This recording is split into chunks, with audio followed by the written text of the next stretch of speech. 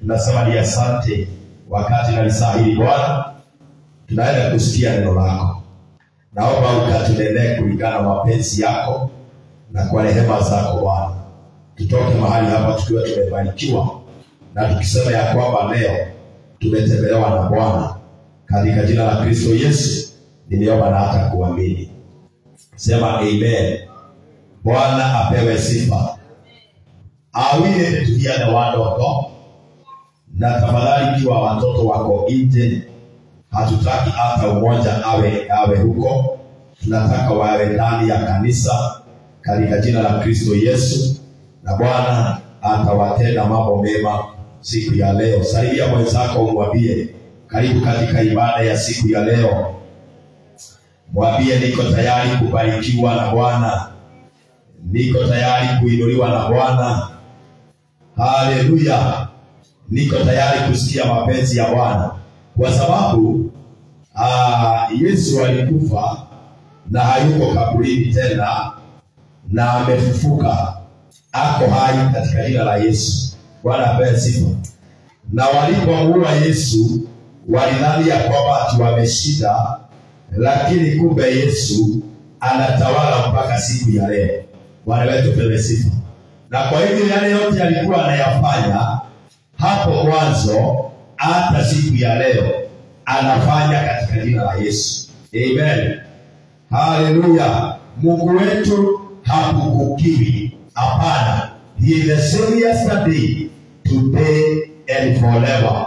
He never changes. He is God. Bwana atukuzwe. Na kwa hivyo siku ya leo ninaamini ya kwamba yale tutapokea hapa itakuwa baraka kubwa katika jina la Kristo Yesu. Ujumbe wangu unasema ya kwamba kwa sababu ni katika Easter nimeupea kisho ambayo inasema ya kwamba Jesus came to bring reconciliation. Bwana ni roho.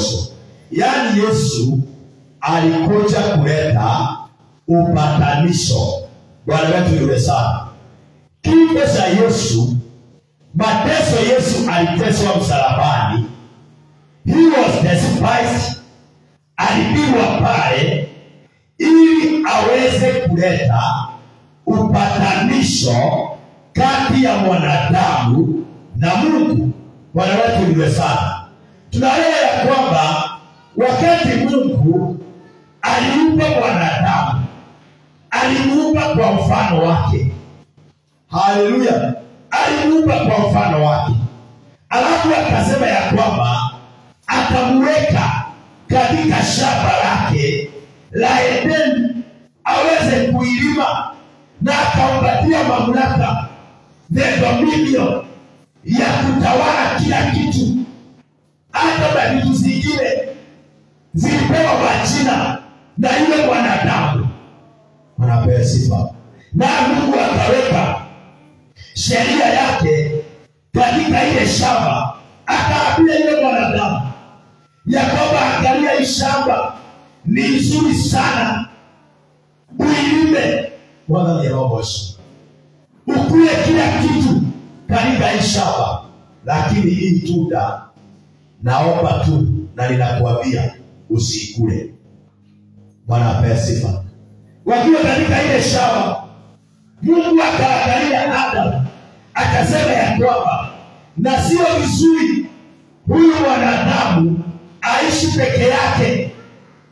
Bwana ni roho. Adam alizoea kukaa na wanyama, aina yote ya wanyama walikaa na Adam, walikuwa marafiki. Lakini Mungu akaangalia akasema ya kwamba sio vyema huyu mtu akae peke yake. Akamuumbia mwanamke aliyemtoa katika bafu. Bwana ni roho. Ndani yake Biblia inasema ya kwamba alipatwa na usingizi. Bwana akaleta usingizi mkali, akang'oa bafu moja, akaiumba ikawa mwanamke, akampatia. Bwana apewe sifa. Na Biblia inasema ya kwamba Adamu akasema ya kwamba hii ni nyama ya nyama zangu, hii ni mifupa yangu. Bwana wetu aliwe sana. Na kwa hivyo walipokaa katika ile shamba, ilikuwa inafika wakati ya Mungu kutembea katika ile shamba. Kwa maana ni kawaida ya Mungu kutembelea watoto wake na kuangalia wamekaa namna gani, wako hali gani, maisha yao inaendeleaje. Bwana pesa. So alikuwa anawatembelea, akatembea. Lakini washa nikuambie, wakati Adam alikuwa katika ile shamba, mwanamke alipokuja, yeye ndiye alijua ya kwamba kuna nyoka wanaweza ongea naye katika ile shamba. Bwana wetu ni sana. Na akakubali kudanganywa. Ndio unaonaga ya kwamba ladies huwa wanadanganywa na kitu kidogo tu sana hivi. Kwa sababu ile udanganyifu ilitokana pale katika shamba la Edeni. Bwana pesi. So akadanganywa, wakaenda na hata akaambiwa na mke wake, wacha tukule hiki. Wewe ulidanganywa kisitu na nzuri. Bwana pesa. Na ni shetani tu aliingia pale akaongea na mama mahali pale. Bwana akuzo. Na kama kuna watu wanaweza jua kama kuna nyoka kanisani wa mama. Haleluya. Amen. Watu walijua iko katika ile shamba. Ndio walikuwa wa kwanza kuongea naye. So watu mahali pale wakadanganywa, wakakula, na Mungu kama kawaida akawatembelea. Na kwa sababu walijua wametenda mabaya, wanapesifa, wakajifisha. Na Mungu alijua wamejifisha. Ndio alikuja kuwatembelea, akauliza, Adam, kwani mmekula? Kwa maana alijua wamekula.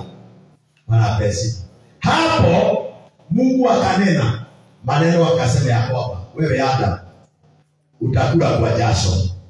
Sasa laana zikaanza mahali pale. Wewe mwanamke utapata mtoto kwa ushuru. Wewe nyoka utatembea bila miguu. Bwana apewe sifa. So ikawa ni laana iliashiwa na Mungu.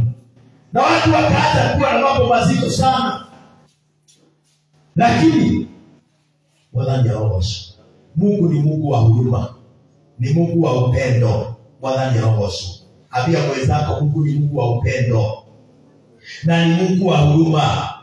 Alipoangalia akaona ile mateso wanadamu wanapitia katika dunia, kule kuhangaika, kule kushoka, kule kilio, wanapesifa.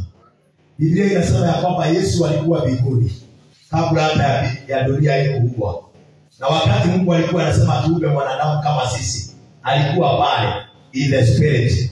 Hakuwa amekuja katika mwili kama huu ambao unatoka damu, ambao uko na mifupa, ambao uko na nyama. Belani alikuwa in the spirit.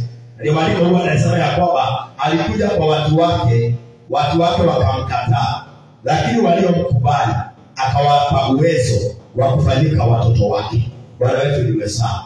So Mungu kwa sababu ya huruma zake akasema ya kwamba hapana, haiwezi endelea hivi. Kuna jambo linaweza fanya hao watu walirudie. Bwana pasifa. Na hapo ndipo Yesu alitokelezea, akakuja katika dunia hii, akazaliwa na mwanamke anaitwa Mariamu. Bwana wetu ndiwe sana. Mariamu akatumiwa na Bwana kuleta mkombozi katika dunia hii. Lakini hiyo sio kusema ya kwamba tuabudu Mariamu. Haleluya.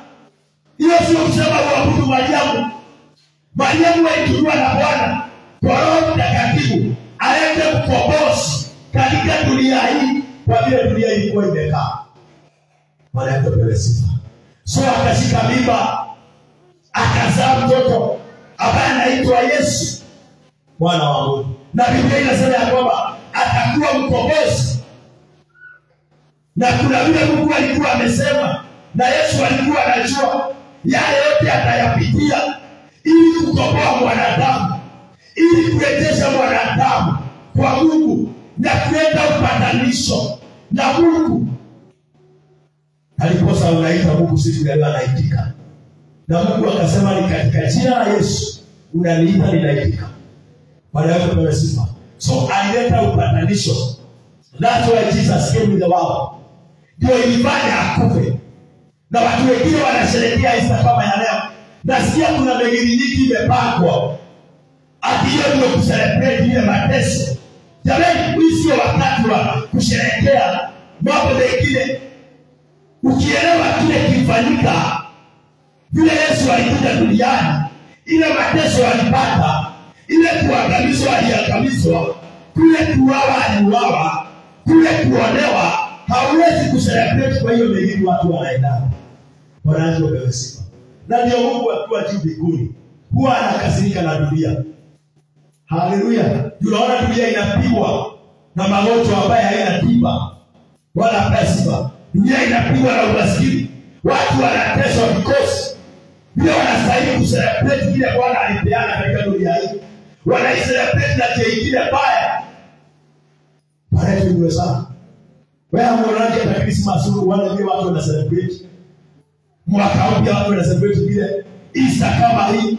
Unasikia kwa runinga vile kumetangazwa. Badala ya watu waende kanisani waelewe, ili wana celebrate ukombozi wa maisha yao. Lakini watu hawaelewi. Lazima dunia ipigwe. Bwana apewe sifa. Lazima jamii zipigwe.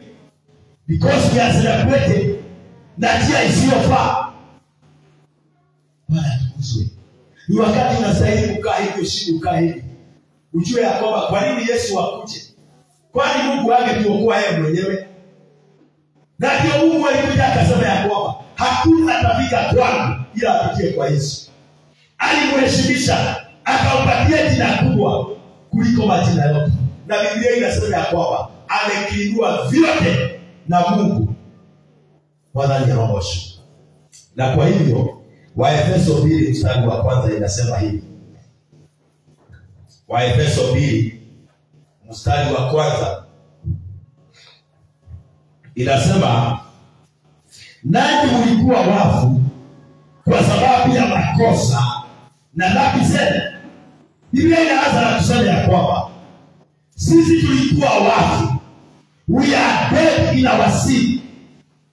Bwana ni yakuu. Imagine wakati ambaye haukuwa unamjua Kristo, haukuwa umeokoka.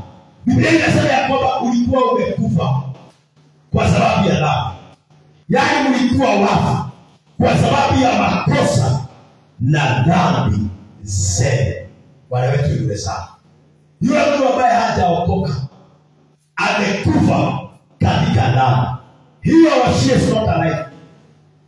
Na ndio ukiangalia mtu kama huyo, hajui vile anafanya, wala pesa. Hajui vile anafanya. Na ukiona mtu ameokoka, unasikia mtu akisema ya kwamba, niliona kana kwamba niko nchi nyingine. Kwa sababu akiwa pale, already is dead. Kwa sababu ya dhambi. So hajielewi.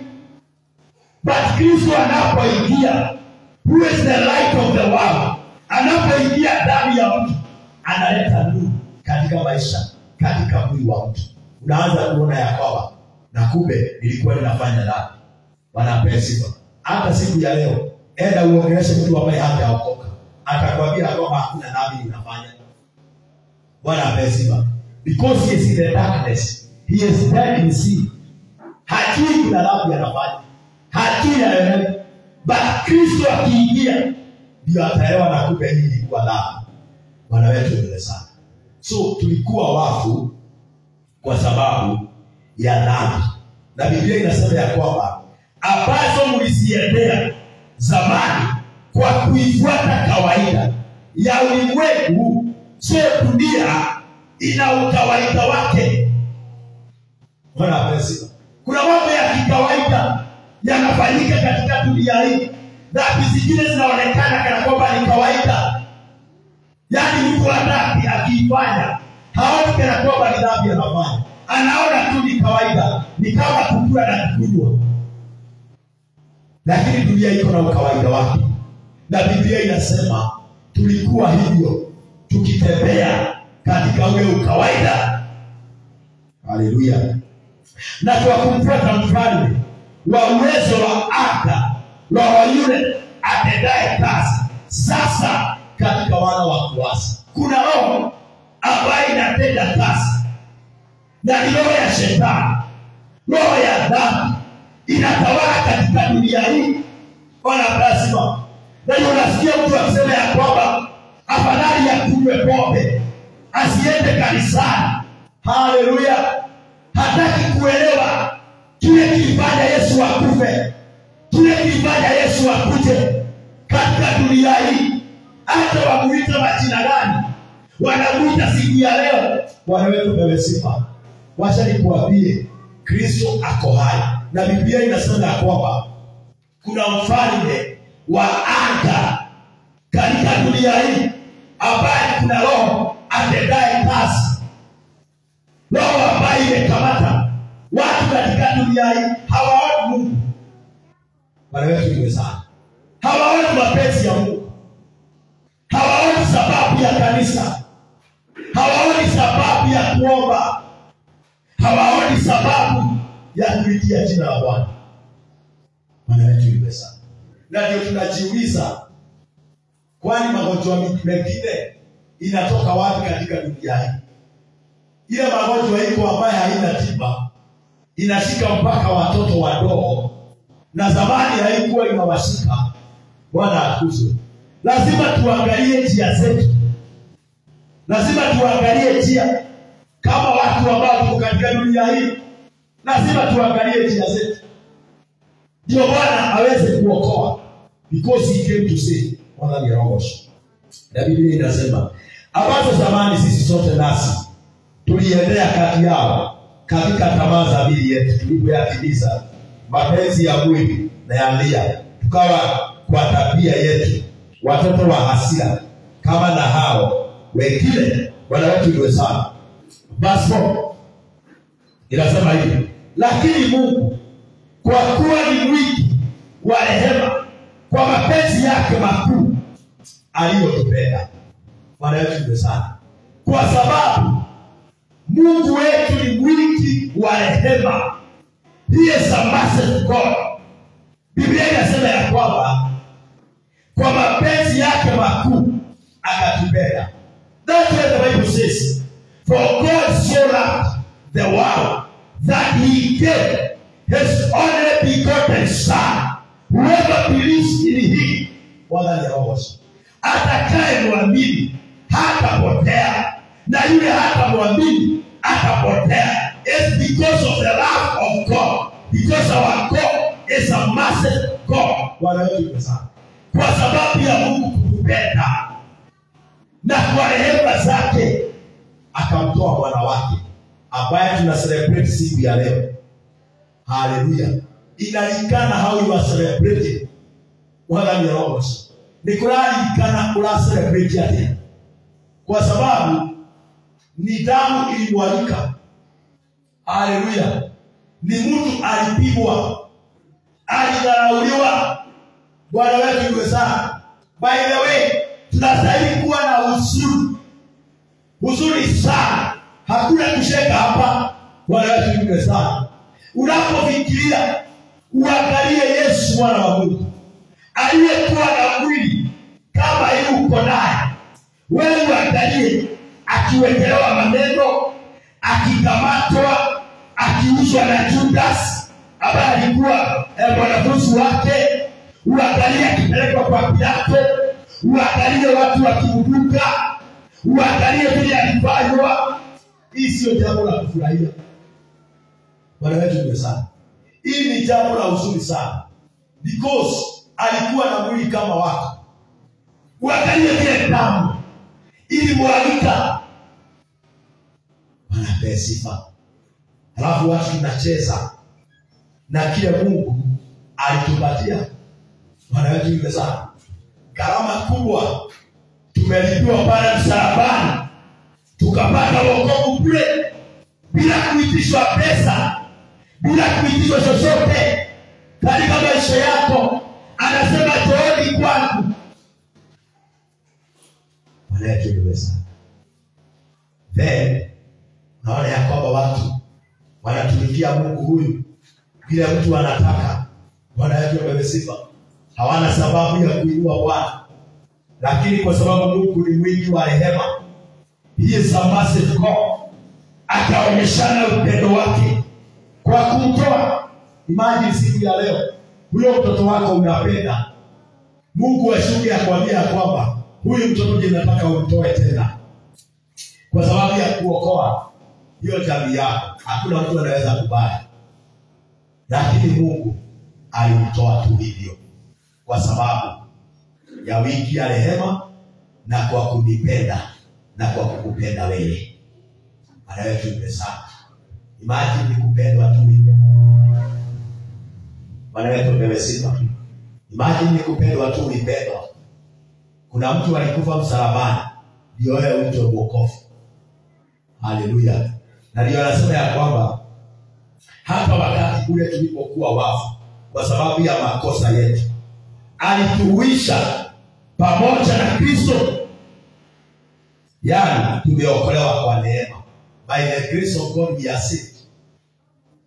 Bwana ni roho. Hakuna mtu anaweza simama aseme ya kwamba kwa sababu ya matendo mazuri, kwa sababu ya kujitolea kwangu ati ndio nimeokolewa. Hapana. It's by the mercies and the grace of God we are saved. Hallelujah. Ndio sasa hauitwi kafiri, hauitwi mtu wa dunia. Bwana ni roho. Unaitwa mwokovu, mtu ambaye ameokolewa kwa neema ya Mwenyezi Mungu. Na the Bible says inaendelea kusema ya kwamba akatufufua pamoja na yeye, akatuketisha pamoja naye katika ulimwengu wa roho. We are seated together with Christ in the spirit. Bwana yetu anasema, isiyo jambo rahisi wapendwa. Never. Bwana ni roho.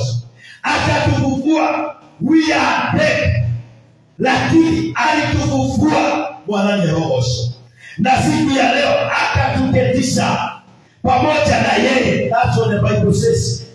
Ya kwamba akatufufua pamoja naye, akatuketisha pamoja katika ulimwengu wa roho katika Kristo Yesu. Imagine you are together with Christ Jesus.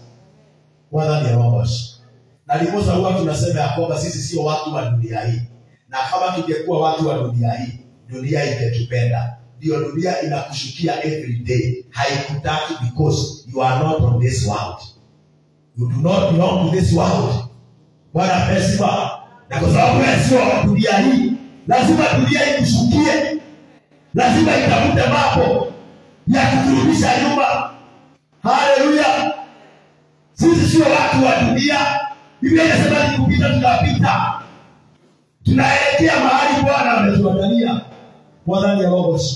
Imagine hivyo umekaa, that you are seated with Christ. Bwana ni roho. Tunastahili kumtumikia wewe Mungu na njia isiyo ya kawaida. Because we are in Christ. Christ is in us. Bwana ni roho. And we are seated together with Christ. Hallelujah. We are walking with Christ. Ambaye alikufa, ambaye ako hai siku ya leo. Bwana amesifa. Ili katika zamani zinazokuja au dhihirishe wingi wa neema yake upitao kiasi kwa wema wake kwetu sisi katika Kristo Yesu. Bwana wetu amesifa. Kwa maana mmeokolewa kwa neema kwa njia ya imani ambayo hiyo haikutokana na nafsi zenu, ni kipawa cha Mungu. Bwana ni roho. Haikutokana na mapenzi yetu, lakini ni kipawa cha Mwenyezi Mungu. Hallelujah. It is a gift from God ambaye tumepewa. Bwana wetu apewe sifa. Verse 9 inasema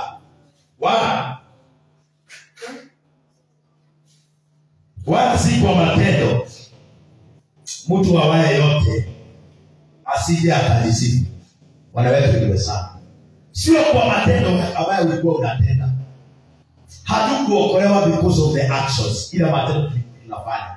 Ama ile tunafanya mpaka siku ya leo. Kwa nini? Ili mtu yeyote asije akajisifu. Bwana ni roho. Asije akajisifu. Sikuna watu wanafanya matendo alafu wanajisifu. Anapesiba. Mimi ndiye nimesaidia hiyo kanisa. Huyo pastor ndiye nimemsimamisha. Bwana yetu nimesana. Kama mtu mwingine alibariki mtumishi wa Mungu na suti, wakiwa watu kadhaa. Bwana pesiba. Sasa ilipofika wakati wa ushuhuda, akatokelezea akasema ya kwamba hata mkiwaona hivi, hii ni kazi yangu. Mpaka hiyo suti iko na mtumishi, ni kazi yangu mimi. Bwana apewe sifa. Yaani hatuokolewi kwa sababu ya matendo. Ndio tusijisifu, kwa maana mwanadamu anapenda kujisifu. Wanadamu sana. Lakini tuliokolewa kwa neema.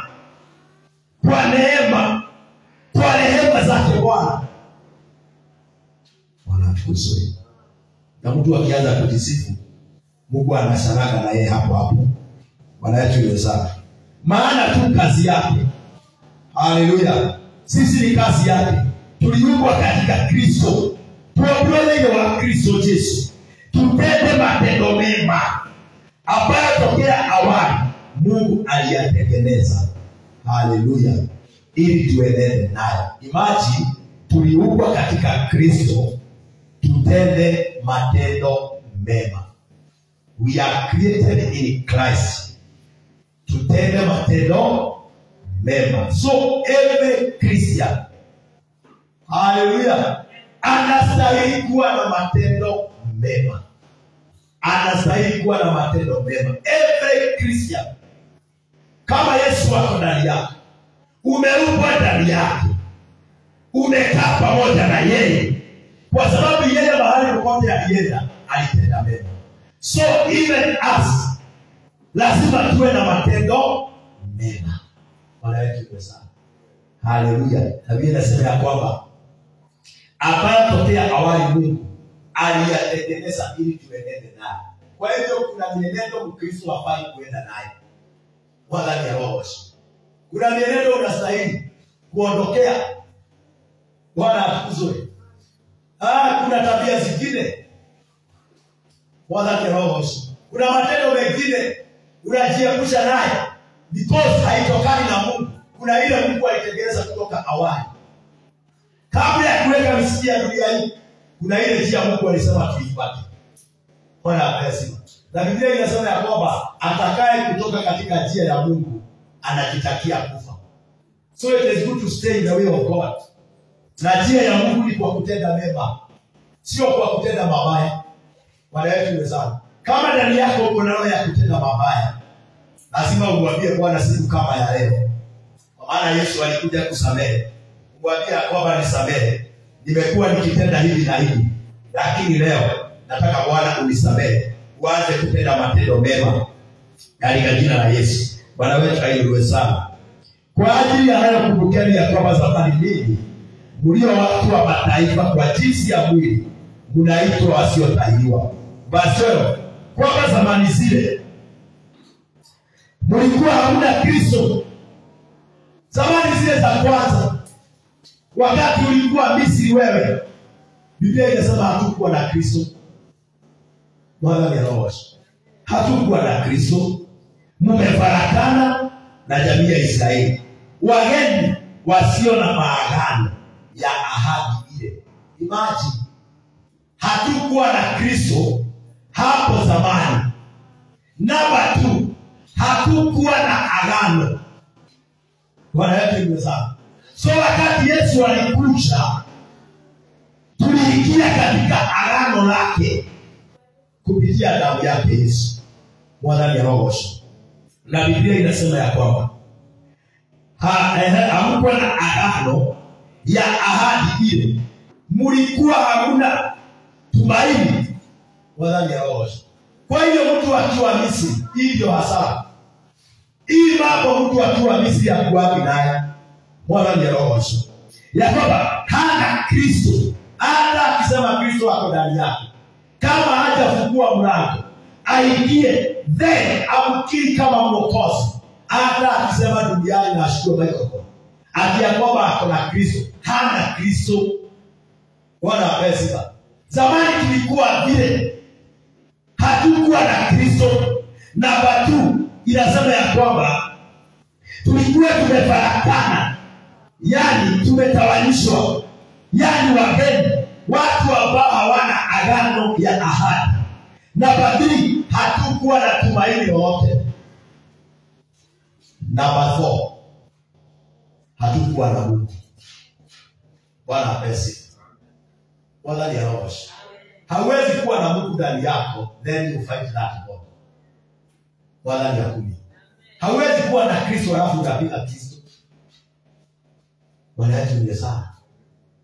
Hata kuna mtu mwingine alikuwa anasema ya kwamba huyu amekuja na njia ya Mungu ama na njia nyingine. Huyu ni wetu ama ni wa upande mwingine. Bwana ape sifa. Kwa sababu hatukuwa na Mungu. Biblia inasema hamuna Mungu hata duniani. Lakini sasa katika Kristo Yesu ninyi mliokuwa mbali kwanza mmekuwa karibu kwa damu yake. That's why Jesus came in the world. Hallelujah.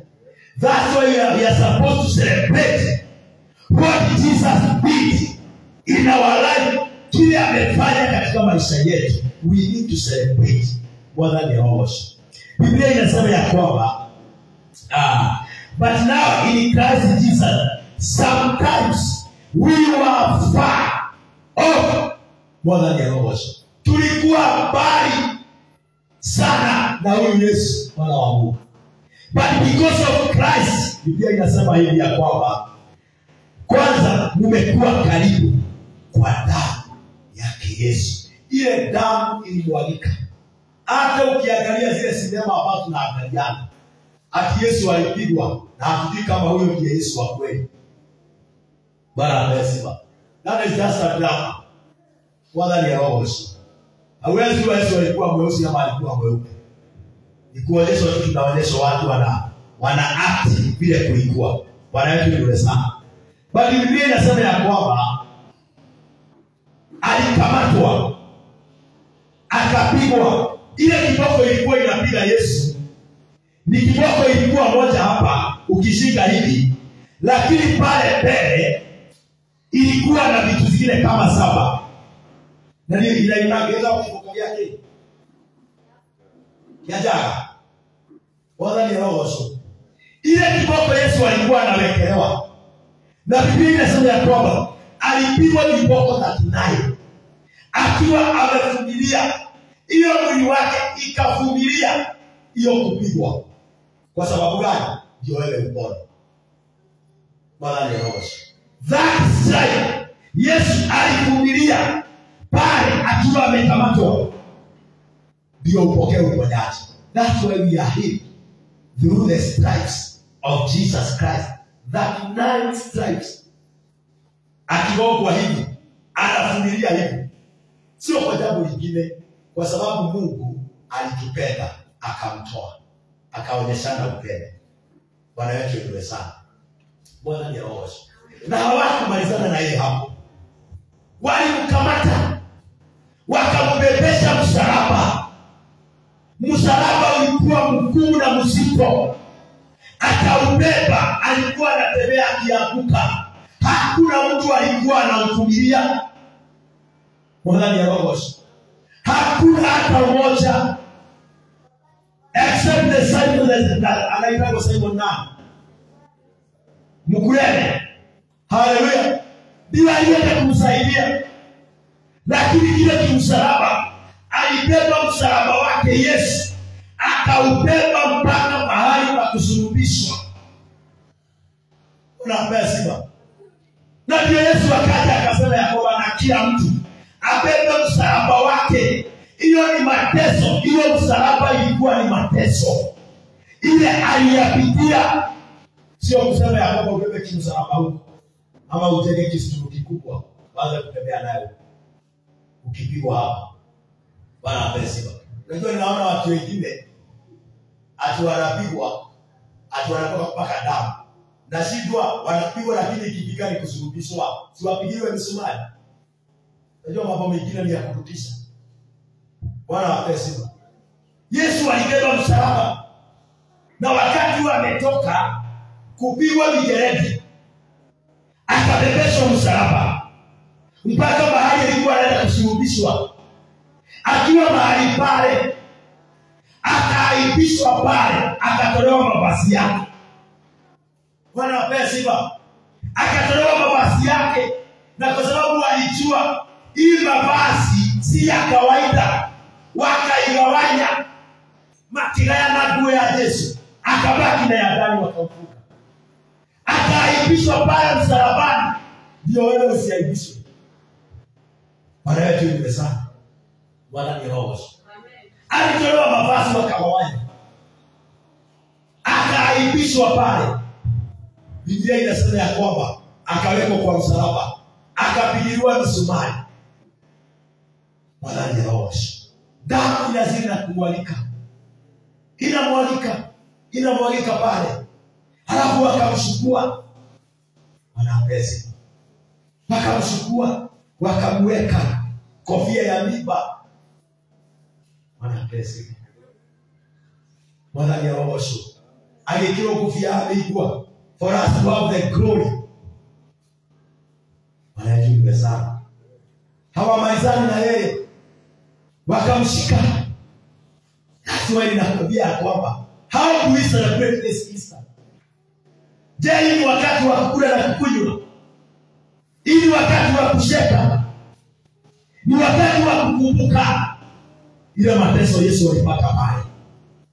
Wakamweka kwa msalaba, wakamweka juu kwa aibu kubwa katikati ya wezi, watu ambao walikuwa ni wezi, na Yesu hakuwa mwizi. Lakini wakaona ni vizuri wamweke katikati ya wezi.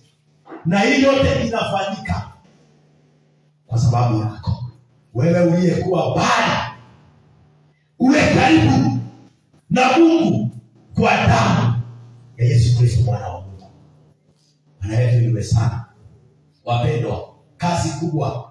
Na Biblia inasema ya kwamba akawekwa kwa msalaba. Na maandiko ikasema ya kwamba amelaaniwa aliyetundikwa katika msalaba. Ndio laana zituondokee sisi kama watu wa Mungu ambaye tumeokoka. Maana yetu ni sana. Bwana ni roho. Mahali pale ndio Yesu alilia,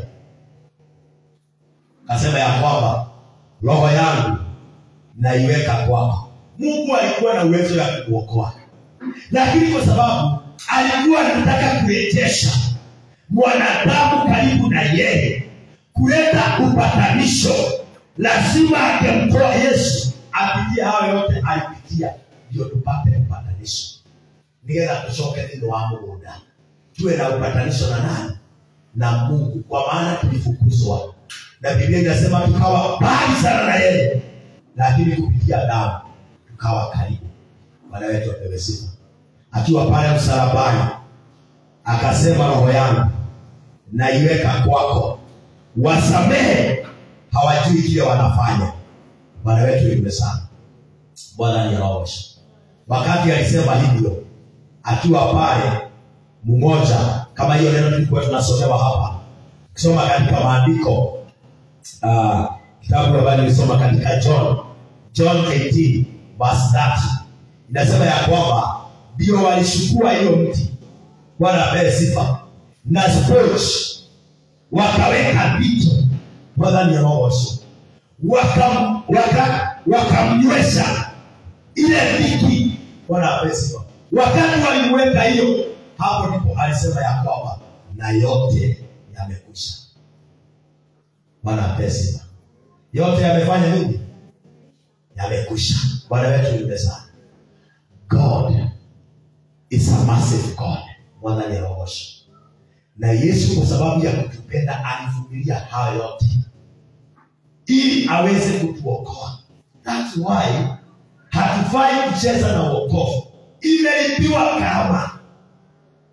Maji, nimeokolewa kwa damu ya Yesu, bila kuitishwa pesa, bila kugharimikia chochote. Gharama imelipwa.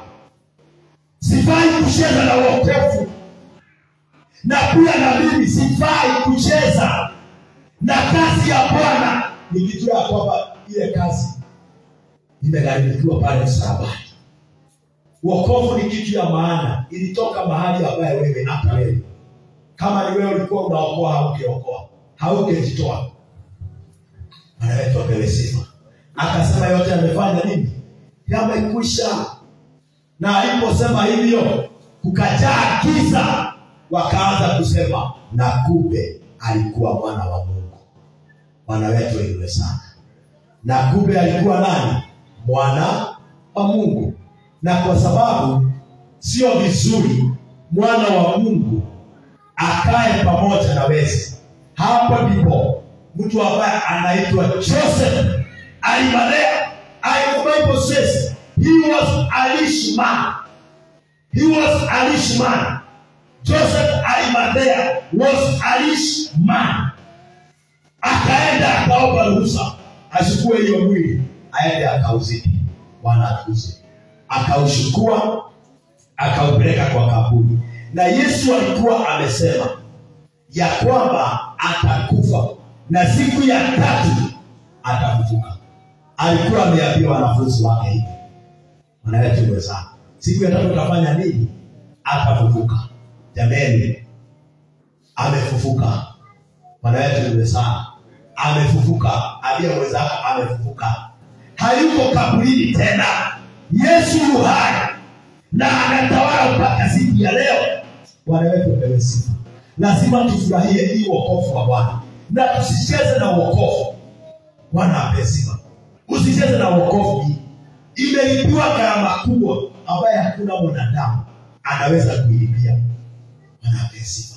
Na ndio Yesu anasema ya kwamba njooni kwangu nyinyi nyote mnaosumbuka na kulemewa na mizigo mizito, ninyi ambao mko katika hali ya kupotea, njooni kwangu, come unto me. Bwana apewe sifa. He is a massive God. Bwana wetu apewe sifa. Kwa maana yeye ndiye amani yetu, aliyetufanya sisi sote tuliyekuwa wawili kuwa mmoja, akakidogoa kiambaza shakati kilichotutenga wala ni roho. Atikitama kilia yato kilikokanetia na Ngai. Akishakufa na kufufuka, kile kiambaza kikaondolewa kilichotutenga na yeye, tukapatanishwa. Bwana atukuzwe. Ndio sasa tunaita Kristo, unaita Mungu kwa maombi yako, anakuitika. Bwana apewe sifa. Na yeye ndiye alisema ya kwamba niiteni nami nikawaitika. Haleluya. Ni katika hali ya kuondoa hiki kiambaza ambaye kilikuwa kimetutenganisha na yeye, kwa sababu yeye ni amani yetu.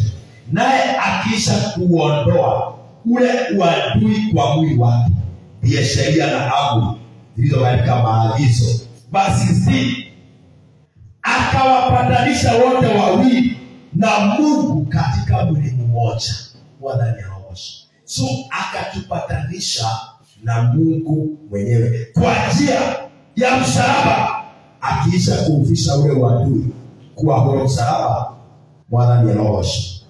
So ukitaka kuelewa vizuri ya kwamba Yesu alikuwa mtu mzuri, alikuwa na sura nzuri sana, alikuwa mtu wa kupendeka sana.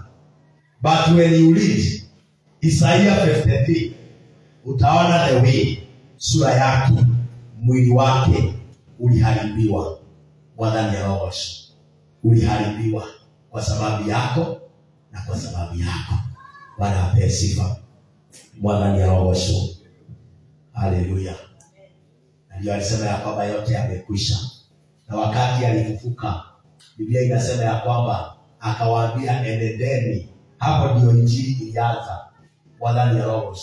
Injili ilianza hapo, enendeni ukasema ya kwamba aliyekuwa amekufa amefufuka. Bwana ni roho. Akawaambia tukutane mahali fulani. Kabla akiongea hapo, Yesu ndiye huyu amejitokeza, akawaambia mwe na amani. Amani ya Bwana. Bwana atukuzwe. Mimi ndiye nilikuwa nimekufa na nimefufuka. Enendeni mkawaambia watu ya kwamba Yesu ako hai.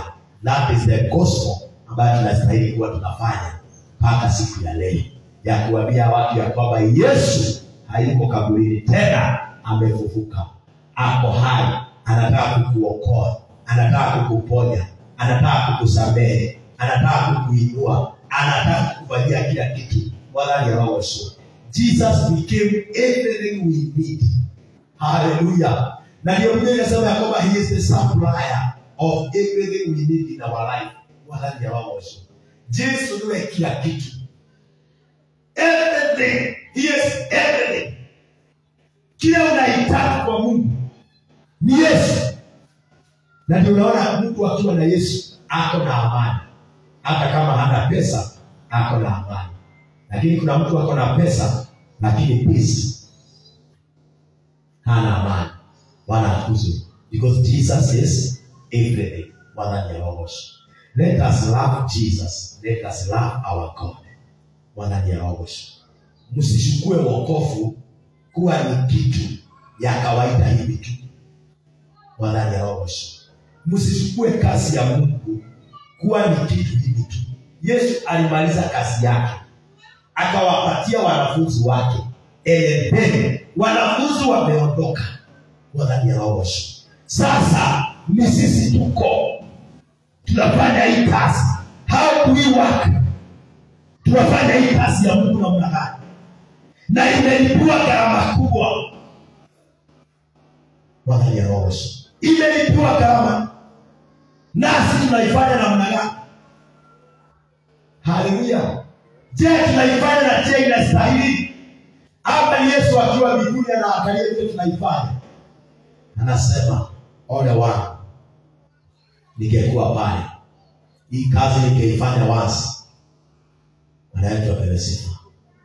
Lazima tuamke wapendwa, tujue kwamba gharama imelipwa.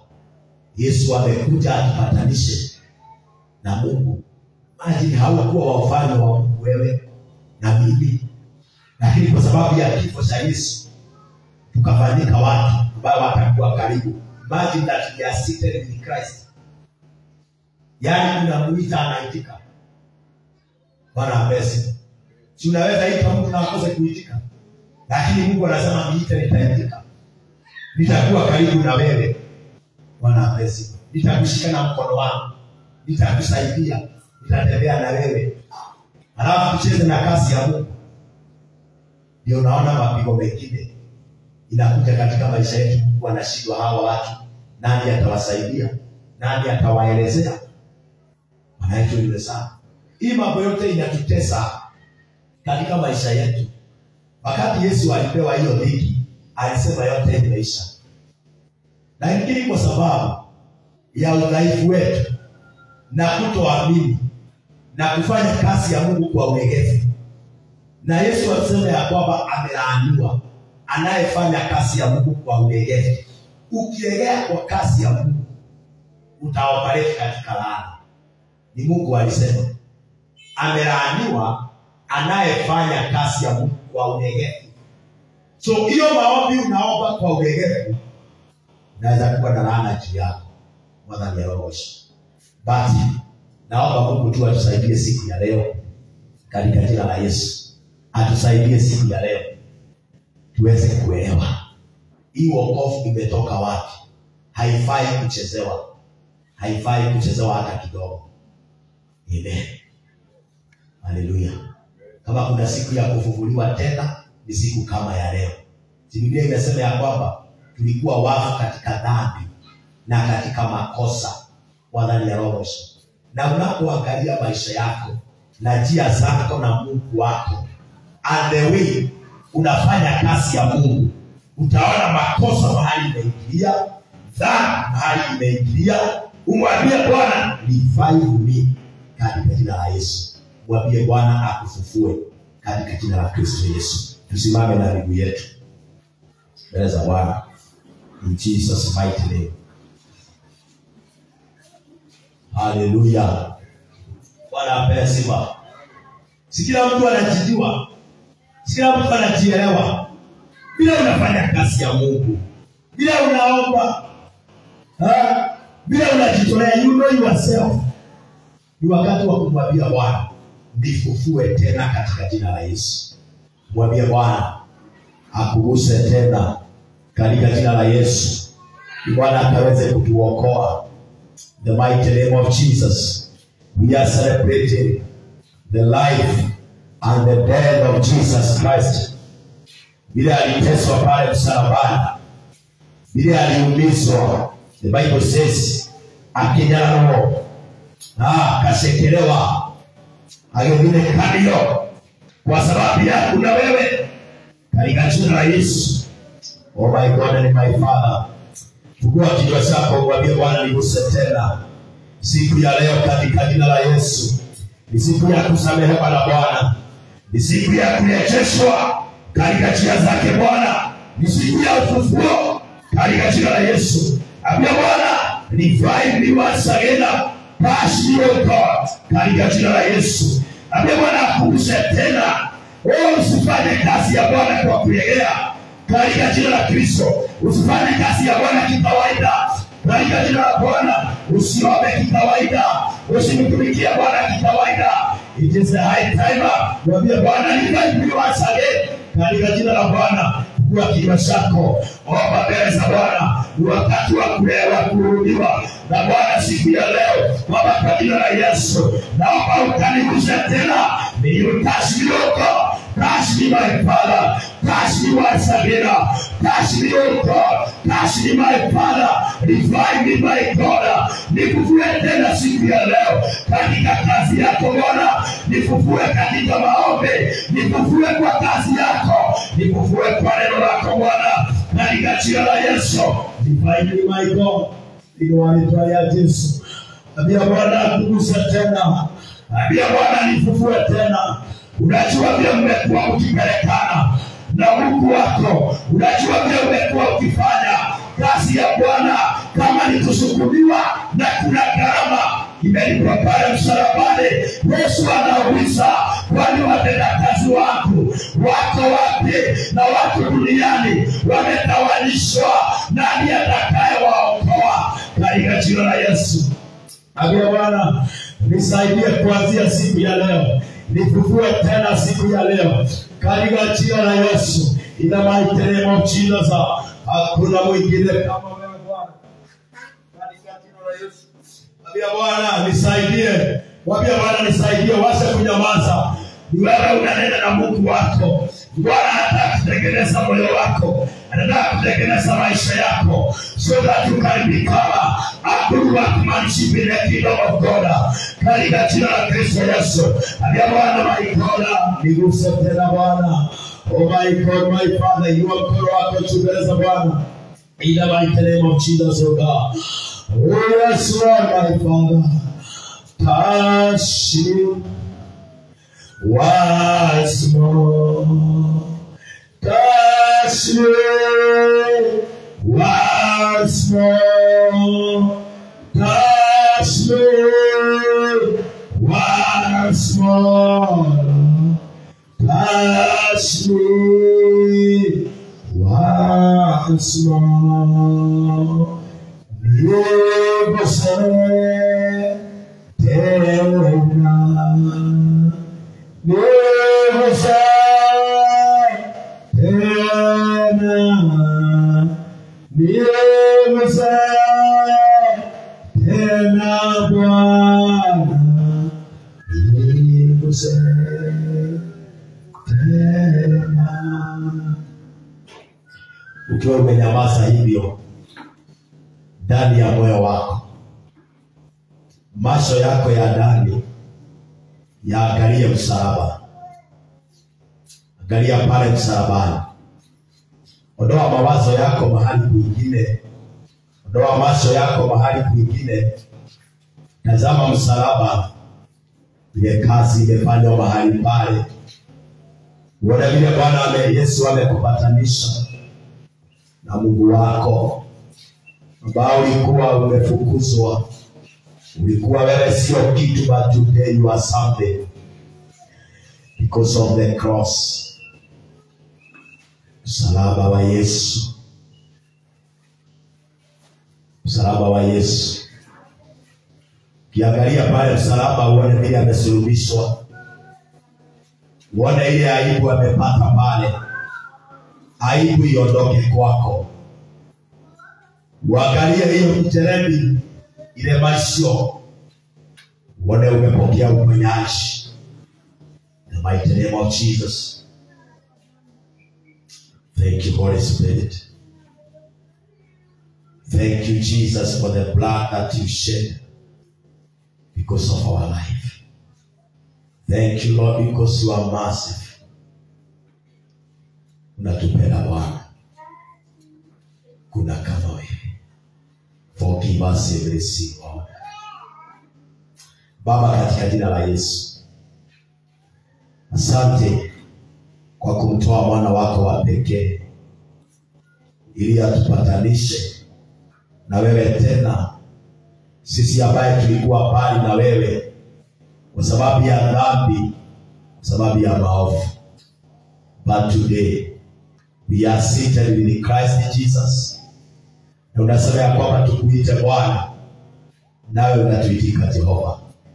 Forgive us every sin. Mahali Bwana tumepotoka kwa njia zako, mahali ambapo Bwana tumeondoka kwa mapenzi yako, restore us, O God, once again. Katika jina la Yesu. Thank you, Holy Spirit. Thank you, Jesus, for your forgiveness. Thank you for your mercy. Thank you, Jesus, kwa uponyaji wako Bwana. We are here today. We are saved today. Hatuwezi kuaibika leo because they are shaved in the cross. God Almighty, asante Bwana. Tunakushukuru siku ya leo Bwana. Tunasema uinuliwe na uabudiwe milele. Tunaposherehekea Bwana kufufuka kwako, we know that we are living because of your grace. Because of your grace, that's why we are living. Ninaombea watu wako siku ya leo Baba, isaia siku ya leo, uwasamehe kila dhambi, wainue tena Bwana, waguse tena kwa jina la Kristo. Baba wetu, kawatendee mambo mapya. Ondoa aibu katika maisha yao, ondoa kushekwa katika maisha yao, ondoa magonjwa katika maisha yao, ondoa kila aibu katika maisha yao, ondoa magonjwa katika miili yao Bwana, ondoa kila uchafu katika maisha yao, ondoa kila laana katika maisha yao Bwana. Let your grace be upon their life. Kuanzia siku ya leo, sisi sio watu vile tena, tumefufuliwa ndani ya Kristo kupitia damu yake Bwana. Asante Mwokozi wetu, kwa jina la Kristo Yesu ndio baraka kuamini. Amen. Bwana asifiwe. Are we blessed?